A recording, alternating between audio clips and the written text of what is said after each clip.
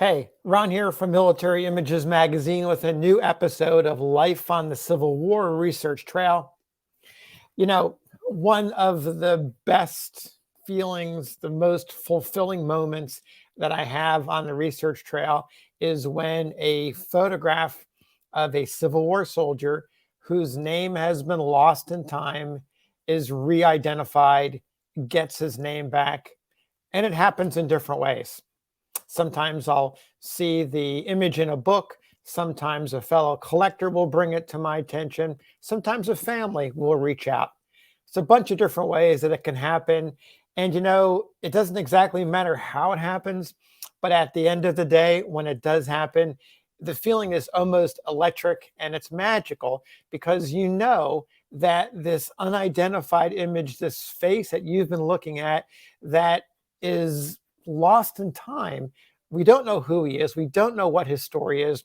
We don't know what happened. Did he survive the war? Things that we don't know. And you're just really wanting to find the answers. And you can't because the name is no longer there. So I've done this, as many of you. I've gone on to Civil War Photosleuth.com, taking advantage of the face recognition technology and uploading images. And sometimes you get a hit, sometimes you don't. Anyway, I could go on and on and on telling you stories about the various encounters that I've had, those moments in time of soldier identification. Here's one that came completely out of the blue.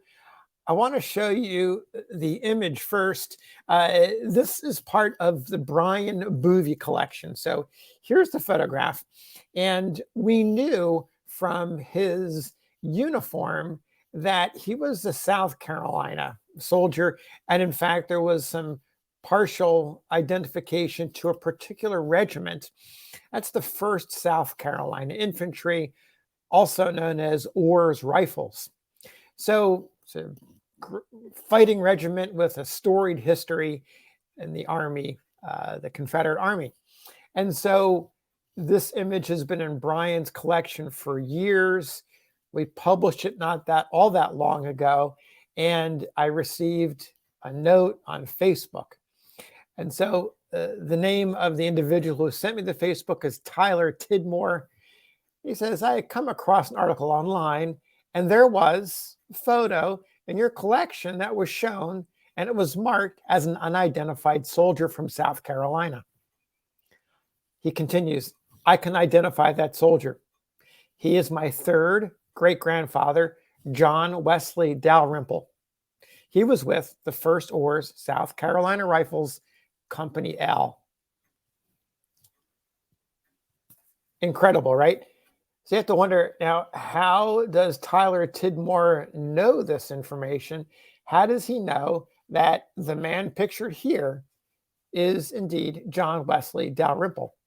Well, Tyler has a photograph, another photograph previously unpublished, to my knowledge, of Dalrymple. And you can see, I'll toggle back and forth so you can see the face recognition. I ran this through Civil War Photo Sleuth.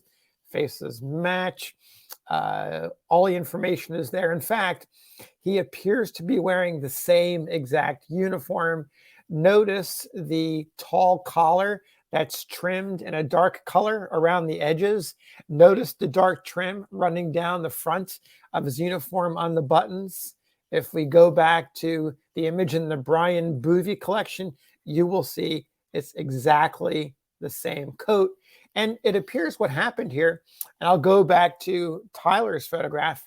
You have Dalrymple, who posed here without any of his equipment on, without his gun. He's just sitting quietly in a reflective way, doesn't have his hat on, simply dressed in his uniform. So that image, maybe it was for his family back home. Maybe it was for a girlfriend, a fiance, a sister, a brother, grandparents. We don't know. But we do know that he then posed for this second image, or maybe it was the first image, probably about the same time. And in this image, he has put on all of his equipment. He's holding his musket. He's put on his hat. He's got everything, cap box, everything is complete. So we have Dalrymple in two different poses. So you may be wondering, what do we know? It's actually pretty easy to find out thanks to Find a Grave. He was born in 1842. He was born actually in Anderson County, South Carolina. He goes on to enlist in the Confederate Army in July of 1861. He starts out as a private. He later becomes a sergeant in Orr's Rifles. He's wounded at the Battle of Fredericksburg. He is admitted to a hospital in Richmond, Virginia. That's in December of 1862. He's only in the hospital for about maybe about a month or so, 5 weeks. He returns to duty in late January of 1863. 5 months later, he's taken prisoner. There's only a date of May 3rd, 1863. It's easy to imagine, without doing more research, that the likely candidate at the place of his capture was the Battle of Chancellorsville. He's exchanged at City Point a week later, and then he remains with the regiment, with General Robert E. Lee's Army of Northern Virginia, all the way through the rest of the war, and is listed on the rolls of being paroled at Appomattox Courthouse on April 9th, 1865. At that point, he is a sergeant. He doesn't live much longer after the war. He dies at age 40 in 1883. By that time, he has moved to Alabama in the town of Geraldine, that's in DeKalb County, and he's buried in the family cemetery there. So there you have it, the reunification of this photograph, previously unidentified. We now know who he is. He is John Wesley Dalrymple of Company L, 1st South Carolina Infantry, Orr's Rifles.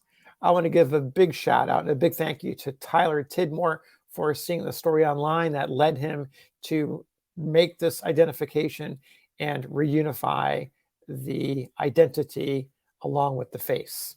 So there you have it. Take care. We'll see you next time on the trail.